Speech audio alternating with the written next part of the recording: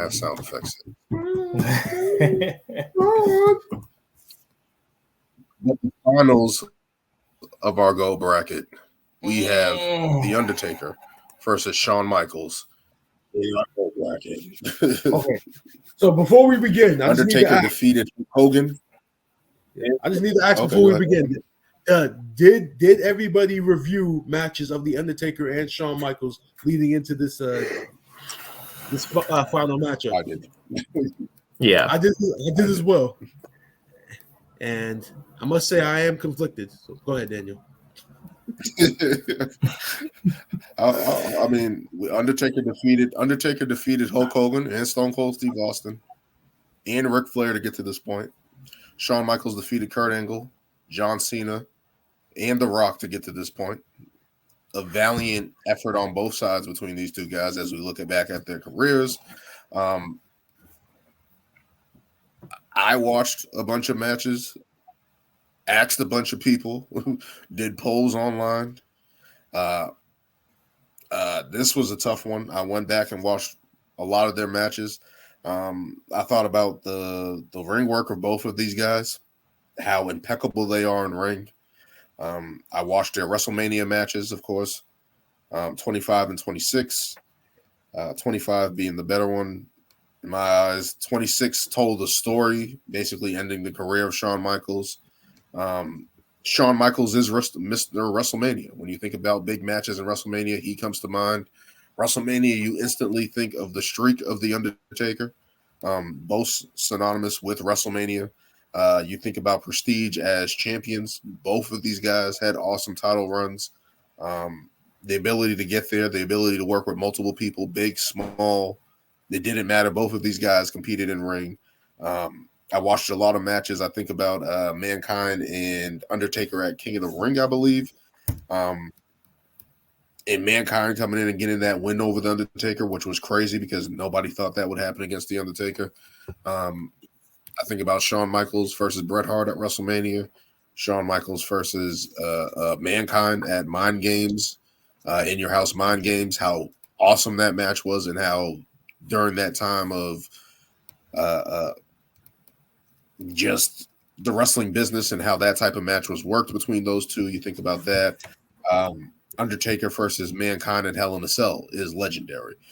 These two had the first Hell in a Cell match between each other at Bad Blood 97, which was the birth of Kane. And you just think about all these type of matches that these guys have had over the years, and just both respectable in all counts. I had trouble picking, but I finally came to a conclusion. I'm going The Undertaker. And the reason I'm going The Undertaker is just because of the matches that he's had and the stability that he's had and the respect that he garners, not just inside the ring, but outside the ring, within the wrestling business as the figurehead of the wrestling business. When you think about all the stuff The Undertaker has done for the wrestling business, the ability to work with over anybody, the ability to just want the right thing to happen in the wrestling business. In politics, where you think about Shawn Michaels on the other end, he kind of was, I'm out for myself, right? Like, I'm going to do it for myself. I want to be the highest paid. I want to be the guy. Being a prick. The Undertaker doesn't have that. And the ability to both be different ways of that is, of course, no one's going to do it all the same way. But The Undertaker, just the respect factor ultimately that I have for The Undertaker's career, his wrestling ability, his ability to get different storylines over. I just got to go The Undertaker, just from watching wrestling, the spectacle that he is, his entrance, everything about The Undertaker is just based on respect. That's the one thing I could say about The Undertaker. It's just a respect factor when it comes to The Undertaker. Not to say that Shawn Michaels isn't respected, but Undertaker's respect in his, I don't want prestige in the wrestling business. I'm going to go The Undertaker. Okay. You want to go, Brian, or want me to go? Yeah. I'll go next because Daniel broke that down. He was very deep with that analysis between both guys, especially with the Undertaker. I mean, there's nothing more I can add when describing the Undertaker, because it really is all about respect. I mean, I went back and I watched the Last Ride series they did on the Undertaker, and and that's the number one word that you use when you think about him. It's respect. I mean, amongst all the other legends, amongst all the current superstars, I mean, the man has so much respect amongst his peers for everything that he's done, the longevity of his career. You know, Daniel mentioned the streak, and they mentioned how much the Undertaker has given his body for the WWE. Like we stated last week. You know, when people were jumping to WCW, you know, he was the one. He was the one guy that Vince McMahon could rely on. That Undertaker will get in the foxhole with us. You know, and things of that nature. The fact that he was always able to reinvent his character. You know, going from the dead man, the Ministry of Darkness, to the American Badass. You know, there's so much we can say about the Undertaker. And this also was a debate that I reached out to a couple of people myself, not only the two people that we know as my god brother and brother, but I also reached out to co-workers. How I even talked to some basketball coaches that were old wrestling fans, and they gave their opinion. And when it's all said and done, I made the final decision too. And at the end of the day, I've always said, if you're gonna have a top 5 list, if this guy's in your list, it's very hard for me to take your list seriously, and that's Shawn Michaels. I mean, wow. I gotta go with the Heartbreak Kid. I mean, like I said numerous times before, Jim Ross's quote, "No one's ever outperformed Shawn Michaels." We can all agree that he is indeed the greatest performer in wrestling history. And there's a lot. What, you don't agree? You don't agree, sir? He's the greatest performer in wrestling, right? He's Mr. WrestleMania, but he's lost twice. He's lost twice to the man that he's facing. I just want to point that out. Okay.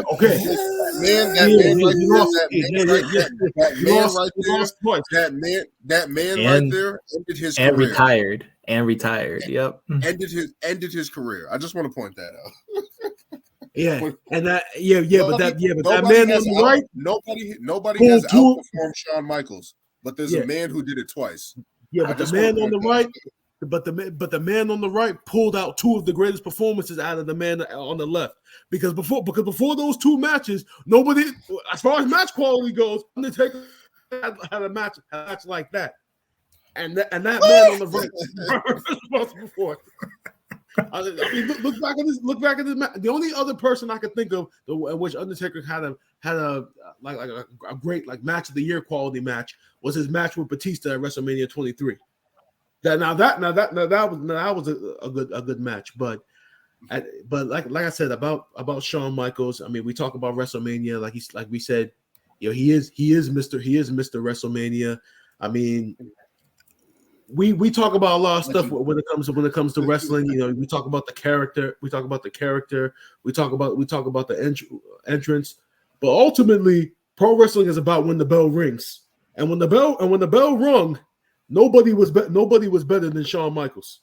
So if we really want to look at it, when we break all this stuff down, we ultimately focus on performing and wrestling, which is the whole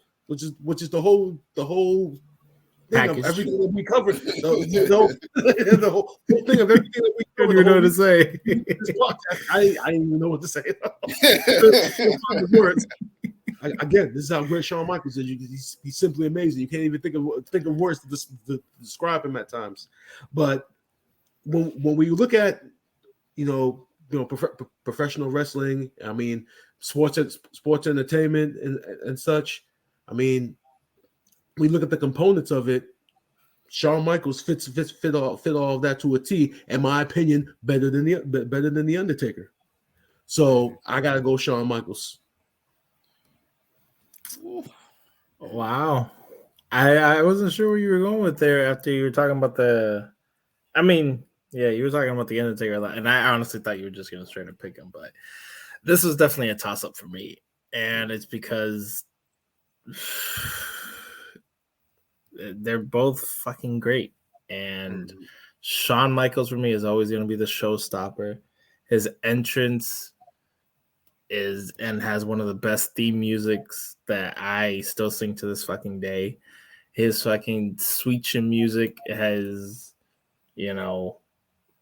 legendary. And fucking this man has a segment where he couldn't stop Sweet Chick kicking people in the back, and each kick was better than the one before and done beautifully. And I always see his Sweet Chin music like it's not a super kick, it's a Sweet Chin music, and that's like iconic to me. And his in-ring work, like Brian said, impeccable. Like that elbow drop, fucking stellar. The way he sells everything, the way he moves in the ring, he can work with anybody, make anybody look good. And Shawn has always been that guy. And then you got Undertaker, who's fucking, he's just one of the greatest. Like, he's just, nobody can match everything that he's done. And I've talked to people too. I asked everybody, even people who are more casual fans than I am. I don't have too many other people that are, huge. They grew up watching the Attitude Era and stuff, and everybody's just like, oh, Undertaker all day. Mm-hmm. And I don't know. I think as great as Shawn Michaels is, everything that Undertaker has done as a whole, as an attraction, as streak, as respect, as we were literally just talking about the pain that this man was going through and injuries and still having these iconic moments and doing everything through that, I'm gonna have to go Undertaker just because. And for someone his size to do the things that he did, whether it was walking on top of the ropes, and the same match with Shawn Michaels jumping over and literally almost dying and taking out a cameraman, to the iconic moments with Mankind, Kane, Ministry of Darkness, like all these things. The American Badass, I thought, was the greatest fucking character change that he had, which was literally badass and, made me watch SmackDown every week. So Taker is definitely everlasting. As hard as it is for me to pick anybody against Shawn Michaels, it's Undertaker's probably one of the only ones I would probably pick over him. Just because of his in-ring style and everything he could do, and his fucking persona. Like, we were talking about, like, this man was easily a huge asshole, but like you cannot deny his in-ring ability. And the boyhood dream, that still stands out to me to this day. Like, he earned that fucking title, and he made the ladder match like iconic. So, but Taker is just as much, iconic Hell in a Cell matches, Buried Alive matches, Inferno matches, like all these things still come with him. And I think it just puts him over just a bit more because of just the greater impact and all around streak and going for as long as he did when, he probably should have ended a while back or maybe kept the streak alive, but hey, they should have, honestly, even though Brock beat him. It's not top 16, man. Give it up. You didn't make the cut. Anyway. The next 16. Anyway. Yeah, I'm gonna have to go Taker. Just Yes. Is all right. Let me hold right choice. Okay, hold on. Let me ask this. Let me just ask this question to the both of you.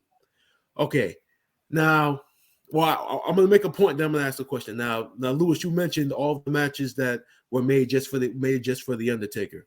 They weren't made for him, but he was a part of the Buried Alive match, the last ride match. You know, the Inferno match, the Hell in the Cell match. Okay, so there were matches made, pretty much matches based around the Undertaker's character. Yeah. Shawn Michaels innovated matches that for everybody to do. So which so I guess my question is which one is more prestigious then? Matches made for you, or being an innovator of a match and taking it to another level to a point where there's a pay-per-view named after a Money in the Bank ladder match? I think that speaks volumes to your character, though, that you're so great they're making matches just for you. No? Well, now, let me just interject there, because a person who I'm really curious. The person who created the ladder match did not make this final matchup. Well, you mean that was Bret Hart? That was Bret Hart. I meant innovated. That's fine. That's fine. He's done. Shawn Michaels did other stuff with the ladder that we haven't seen before at that point in time. But so did Jeff Hardy. The TLC match, yes, was based off the ladder match. You could say Jeff Hardy, or even just those three tag teams innovated ladders. The TLC match is a branch off the ladder match. Yeah, I mean, yes, Shawn, did it. Yeah, he, did it first, but others have done more. I guess we're saying. I'm just going to interject with that. That's fine. He can be an innovator and all that. That's fine. But I'm just going to say this again. The man that he's facing beat him at WrestleMania twice. Yo, here we go again with the book. Whoa. Let me just say this. I'm just going to say this again. Mr. WrestleMania he's on the streak list twice. That's the nail on the hammer for Dan. He's on there nail on the hammer. Whoa. At 2007, was it 2007 Royal Rumble, Undertaker won? Who did he beat? I mean, let's remember something. I just want to say this. Everybody kicks out of the tombstone now because of Shawn Michaels. Right? Let's get that straight. Shawn was the first one to kick out of the tombstone in a WrestleMania match. And then every WrestleMania match after that, everybody was kicking out of the first tombstone. Before that, Shawn still lost. Before that, Undertaker was hitting one tombstone and the match was over. Shawn is the one that started that trend. Let's remember that. Kane at WrestleMania 14 kicked out of 3. No, he kicked out of 2. He kicked out of 2. Kane was that first guy that did that. I just want to point that out. Okay, well, all right, well, that was a different story. Anyway, that was because that was one of the best storylines ever in WWE history. Yes, and WrestleMania 14 is underneath his belt as well. I just want to say that again. Like, the streak is on Mr. WrestleMania's watch. That's all. That's all I want to say. Shawn Michaels is not undefeated at WrestleMania. I believe they have the same amount of time. I think Taker has one. No one now. I'm just saying. You said undefeated. Yeah, man. If you want to say he has a better record, then yes, that's fact. But he's not undefeated anymore. Fair enough. But at that time, Shawn Michaels was trying to beat the streak, right? Undertaker at that point in time was not chasing Shawn Michaels. Shawn Michaels was chasing him. That is just true. Gonna say that. I'm just going to say that. Shawn Michaels lost at the Royal Rumble, right? He got eliminated and couldn't face The Undertaker. So he went into the Elimination Chamber and cost The Undertaker his title for Chris Jericho to win it. I'm just saying. Shawn Michaels. If he had just given it to him, that wouldn't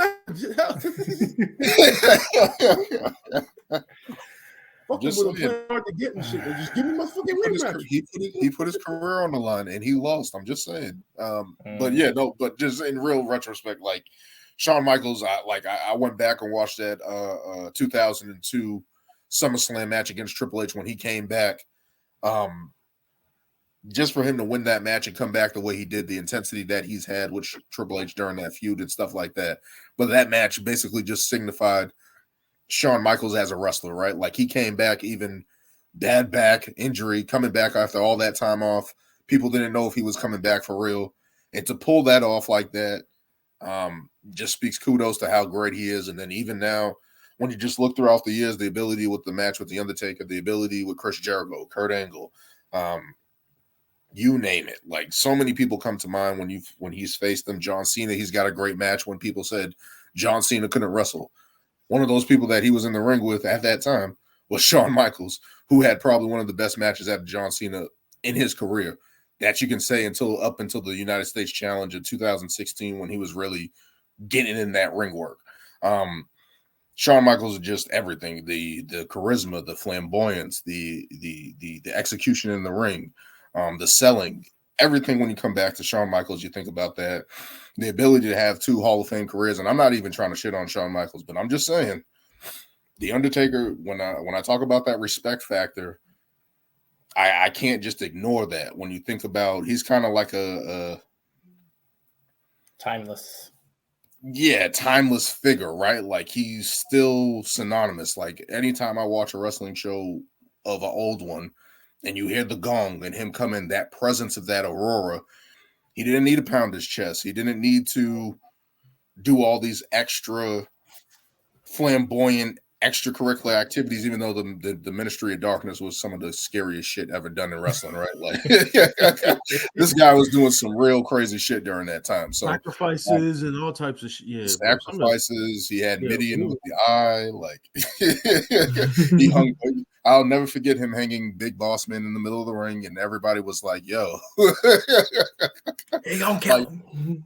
Like, yo, like, and people were like, "Yo, did he just like kill that guy?" Like, I unfortunately, the Big Boss Man, we need to get like real, actual details of how that was pulled off and how, like, what happened. Like, I know obviously he was probably listen to Bruce Prichard's podcast. I'll tell you everything that happened. Okay, yeah, I gotta check. I think he said it was a hardness or something like that. But it's just like, yo, like, that's insane. Like, like, I'm about to watch that tonight. But it's just like, The Undertaker, I think about just the consistency that he's had and what he's been able to give guys in the business, right? Like, I think of Edge, that feud that he had with Edge and the Hell in a Cell and One Night Stand and stuff like that, and getting Edge over. Earlier on, even though they ended CM Punk's reign a little early, in my opinion, that feud with CM Punk was awesome during that time. Even at WrestleMania 29, their match at WrestleMania 29 was awesome. And that was Undertaker at probably his end of his career, right? Like, he was at his end of days, right? In the wrestling business. So it's just like, I just think about all the guys consistently that the Undertaker has been able to fight year in, year out, and continuously do it. I just, again, that respect for the Undertaker, I just can't ignore that. And Shawn Michaels, I don't want to see and sound like I'm shitting on Shawn Michaels. He's one of the greatest wrestlers all time. No question, he's in the final 2 for a reason. I talk to mad people and people say Shawn Michaels is great. I talked to other people and they said Undertaker was great. And I was just like, I just got to go with the Undertaker. When I'm looking at his body of work, there's not many people that's going to beat him. And I think that's the one thing, like, from inception of the Undertaker character. I don't want the people to ignore, like, the WCW Undertaker when he was Mean Mark Callis and all that stuff, and doing all that stuff early on in his career, trying different gimmicks and stuff like that. Let's be honest, he was a failure in WCW. But the inception of the Undertaker in WWF is undefeated. Like, I can't think of a better character. I can't think of a better person who's honored the business like that. I just can't. Like, Undertaker, man, he's just legendary, man. I can't even put it into words how, when you think of wrestling, like, he's literally the first person that comes to mind. Like, people think about Ric Flair, Stone Cold Steve Austin, The Rock, and other people like that. But ultimately, as I got older, I'm like, yo, this guy is just timeless. Like, he's consistent. Like, what you're going to get out the Undertaker. And I just got to go the Undertaker, man. Like, again, that respect factor for me, when you think about him, is just like it's like a Bill Russell type of presence to me. When you think about it, he doesn't have all the championships, he doesn't have all the things, but in everything, when in wrestling, I think he checks the box for me personally. Especially when he brought in the last ride, it was like, wow. I was like, oh, that man dead. I forgot who he did it to. It was like Nunzio or something. I was like, oh, he killed him. And I just want to talk. And another thing, like when he came back originally with the Undertaker, like that was a big risk of him coming with the bike. Like that could have went bad. That shit like was still badass, when he talks about that, he was like, "Yo, this shit could have been bad." Like, yeah, it could have been like, "Yo, this ain't the Undertaker," but this was like, "This is still the Undertaker," but this is like badass Undertaker. It was like, "Yo, this man is still who he is," but he's here to kick some fucking ass, and that's exactly what it did. Yep, he's here, like I and everything. He's here, and then he came out like. Everybody went ballistic, like bro. Literally played into Freddy Krueger and everything. Shit was crazy. But yeah, I can't say enough about Shawn Michaels, and this was a hard one for me because I was definitely always a huge Shawn Michaels fan. Like Shawn Michaels was like, especially when he came back. I liked the shit he did prior to him, but you could also tell he was like watching it back now, you're like, oh, this man was like arrogant, cocky, and yeah, it was a part of his character, but you could also tell, yeah, this is probably also who he kind of is too. And all the stuff he did, the risky shit he did with DX and with Triple H in China and all that stuff, but it was also super fucking entertaining. And like the fact that they made Suck It like the biggest thing that got kids in trouble back in the day. You still see memes about it to this day. You're like, yo, this one motion right here got so many kids in trouble because people are like, what is that? Oh my God, what do you mean? You tell me to suck it? How dare you? Like, that's the crazy, and that's the great thing about both of these guys is that they're literally responsible for a Hall of Fame career. Undertaker, he's responsible for Kane's Hall of Fame career. Shawn Michaels, he's responsible for Triple H's Hall of Fame career. I mean, the greatness of both these guys. I mean, it's just can't describe it. Yeah. Potential top 16 participant Brock Lesnar. Undertaker's responsible for. No, he's not. He's not responsible for it. Get the fuck out of here. Everybody just hates him because he beat the end of the streak. I'm just saying he got Brock Lesnar over. I'm just saying. No, he did. It was way before that. Biker chain match, the Hell in a Cell match, the streak match. What was that last theater match he had with AJ? What was that shit called? The Boneyard match. Boneyard match. Boneyard match. Was not the last ride. One of the matches that saved that WrestleMania. COVID mania. Yeah, exactly. Saved that. Because aside from the last man standing match with Edge and Orton, all those matches that were in that empty performance center, those were tough to watch. That was Charlotte and Rhea, right? Oh, that was brutal. I was so mad. I'm like, why would you do this? Why would you do this to her? She doesn't need the NXT title. What are you doing? I mean, it was worth it in the end, though. It was worth it to get that match that we just had. I mean, I guess it was early on in her career, but still. Well, there it is. Yeah, I gotta go Undertaker, man. I gotta go Undertaker, man. I can't. The deed is done. Another reason. Put it in a casket. Ran out of reasons. I don't think there can be any more. I think the winner of the GOAT bracket is the Undertaker. So back to back weeks. Back to back weeks. Ric Flair and Shawn Michaels. I said Shawn Michaels when he. Back to back weeks. For Ric Flair and Shawn Michaels. Where's Vince? It was me, Austin. Blame Vince McMahon. Blame Vince McMahon for the Undertaker character. Oh, bro, I'm still getting shit from people about Undertaker and Stone Cold. I got mad people were just like, well, wrestling's about making money. No one made more money than Austin.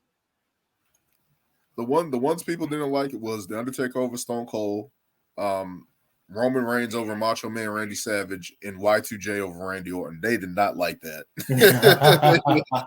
I know a lot of people wouldn't like that one. The Randy Orton one, my brother is still like peeved about. They're like Chris Jericho is a cruiserweight. Exactly. Again, the man was he still had both titles. I don't care. To me, Jericho is He's the Ultra. he's on my Mount Rushmore. I'm not gonna lie. Like that's I don't He's know. awesome. He's awesome. No question. I love me some Chris Jericho. I don't care. That man is I still. like Randy Orton more, but Chris Jericho to me is the better performer, better wrestling entity than Randy Orton. And people are probably going to kill me for that, but it is what it is. But I gotta go to the Undertaker, man. That guy, again, to me, it's just a respect factor.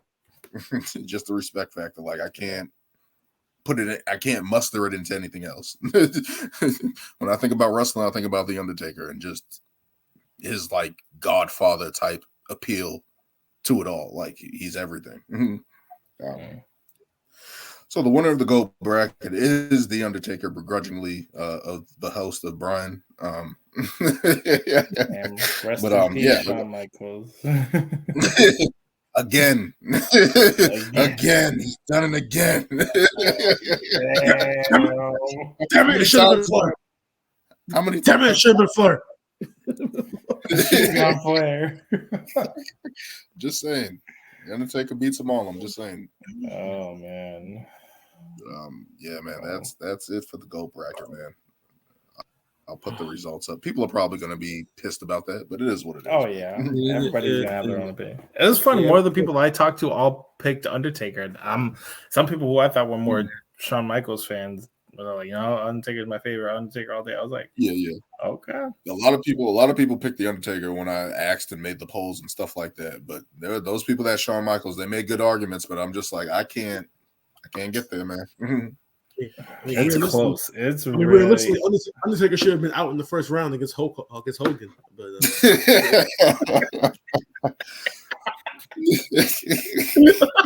I'm sorry, man. Get Hulk Hogan. You still picking the racist, Brian. I'm Name. That's funny. TNT. They have a documentary called "Rich and Shameless" on that trial. It's actually a good watch. I should check that. I don't even want to check it out just because it's Hogan. Fuck Hogan. Just saying. He's rebirth wrestling twice. Oh my god. He wasn't better than the Dead Man. Oh my god. You guys do got to check out like I said, get on up down down, start watching Battle of the Brands. They just started a new season. I watched like the first 2 episodes, but I fell out of it.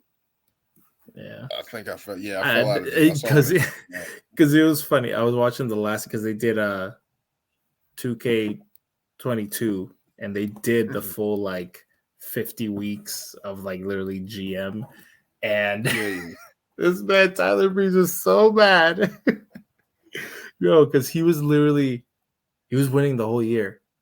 Because it's like you got to make money. You win basically by who has the most fans, and probably like weeks like 20 to like 23 Woods like surpassed him a bit, and then this man had to lead the entire rest of the year. And then towards that last show, so I guess you get like specialty cards and you can like veto people out. So it was like, oh, he like vetoed his champ, he vetoed all these other people, so he couldn't put him on his like WrestleMania card and shit. Yeah. And I guess the way he booked his show it's weird. It's like you're supposed to pick like, like the first match is supposed to be like your top. Then it kind of goes like a slope. It goes like, not so great here. Okay, and then it picks back up, and then the end is like amazing. So he was just playing his shit right, and then at the very end, they showed the results, and Woods was one. He was like, because they've been playing the game for years, and I guess every time they've played, Tyler Breeze has always beaten them, and then he finally won. So he was like, Breeze, you're pretty quiet. He was like, end the show. He was like, end it, just fucking end it. He's like, I don't care, just fucking end it. And he's like, you know what? Fuck you. And he's like, whoa, sir, what's going on? He's like, but they bleep out all the swears with the dolphin noise. He's like, you're an asshole. He's like, Nah, I checked out the new season, but I know they said if anything, just watch that last WrestleMania episode and like, because they'll watch the matches. You can skip over the matches, but if you go to like the results, it's just so funny. It's so good. Nah, I gotta check that out. Makes me want to play the game. I'm like, shit. I would do some. I would love to do some general manager mode. Yeah, I was the one clamoring for 2K Sports to bring it back for the longest time. So. It's really good now. They should have never took it out. I never even knew they had. I knew they had it, but I was like, why am I gonna fucking be a GM? Like, I was like, why? Because me, Matt, and one of his friends had we had SmackDown versus Raw 06 and 07, and we used to play it like that. Like, just like actually books. Yeah, like you book it in, and then like you face each other and all that shit. Like, it's crazy. Like, it's fucking. Yo, it gets intense. I liked it better back then because I just don't understand it all the way now because all the specialty cards, and then you have to have styles and stuff like that. Back then, it was just like, can you book right? Well, you know what's funny? You know what's funny in the so that's the thing. Like, obviously, you have to get like people like popular, and then you can literally make somebody a baby face or a heel. But there's special. Just the specialty thing is just like, oh, this person's a brawler, or this person's a giant, or this person's a whatever. And they'll do better in like certain matches, like, oh, this person will do good in a ladder match or a TLC match or whatever. But the cards are just like, the cards is like, oh, this person's injured, here's a like rehab thing, or you can use shit to fuck up the other person, where it's like, oh, all their like stage and lighting is gonna cost double, so that it fucks up with your budget. Okay. And then people legit like contracts that will be like, hey, that's what I want more money. Yeah, that's funny shit. They had to happen one time where he wasn't paying attention to when everybody's contracts were up, and everybody was like, yo, I need more money on contract. And it eats away at your budget. So then when it's time to book your show, you're like, bro, I have $100 grand and I have to like put nothing on, but I still got to put all the matches on. It's interesting. You definitely got it. Nah, I got to buy the game. I'm probably going to do it next week. Yeah, I got to buy that game because I've been wanting to do it. I haven't played a WWE game in a while. I might check it out. I'm not gonna lie. It's been a minute for me. Yeah. Since 2K19 was the last time I played it, and then I played 2K22 when it was on sale. Yeah. I bought it when it was on sale, so that's all right. That one's good. I like that. What was the last one that had the Stone Cold story? 13. Well, damn, it's been that long. I think because the one after that was the one with The Rock where they do the WrestleMania story, the showcase. But the 13 was the Attitude Era showcase. Yep. I remember specifically doing the one where it was like it was all like Stone Cold's like iconic man. Like I had to do one versus like Ricky Steamboat and versus whoever, and then Taker and all this, The Rock, and I gave up my 360. I wish I still had it. I still got my 360. It's in storage. I don't think I have the game anymore. I gotta check if I have the game still because I had that Max Payne. Nah, but W13 and 14 were awesome. I love those. I love them, especially the Attitude Era and all that stuff like that. So that was good. But no, I got to get that game and actually try to do that because I don't understand it fully, but I be trying to watch them, just trying to pick up on it. I'm like, I got to figure that shit out. If you watch the first episode, they go over like what all the things, like if you've never played it, they talk about everything. And it's funny because it's not just like, oh, you can be Raw or SmackDown. Now it's like this for this game. It's like you can be Raw, you can be SmackDown, you can be NXT, you can be WCW. Okay, you can create your own brand. I don't know about creating your own brand. I think you just pick one of the like 5, main ones. Okay. Yeah. So, but yeah, you pick your own, right? Like you draft and everything. Like, and like you can draft legends and everything and whatever. Mm-hmm. Yeah, and they have like random characters in there as well. I'm like, okay, yeah, I'm trying to pick like jobbers and shit. Like, yeah. You can have jobbers and shit like that on there. So I got to figure that shit out. Yeah, I might have to get that then too. No, yeah, we got to figure that. Give it a watch when you got free time. It is a little time consuming, but when like watching them play, especially the 06 shit, was like hilarious because it's like when shit doesn't go their way, they're like, fuck, this person's injured, or fuck, this match didn't do good, or the rivalry is like stale or whatever, and I gotta start some new shit and whatever. It's like, it's pretty good. Yeah, but it's fun. They're fun. Yeah, I watched a couple of them, but they're good, man. They're good, man. But all right, That was our Night of Champion picks and our GOAT bracket. The Undertaker is the winner of the GOAT bracket. The greatest of all time. I'll post that and see people's reactions and get all that going on. We got a big wrestling weekend going on. Night of Champions, Battleground, and a Double or Nothing happening. So we'll see how that goes, and we'll follow up on that. But that will do it for this edition of Ring Takes. As always, thank you guys for joining me. You guys have a good one. Yeah, have a good night. Peace,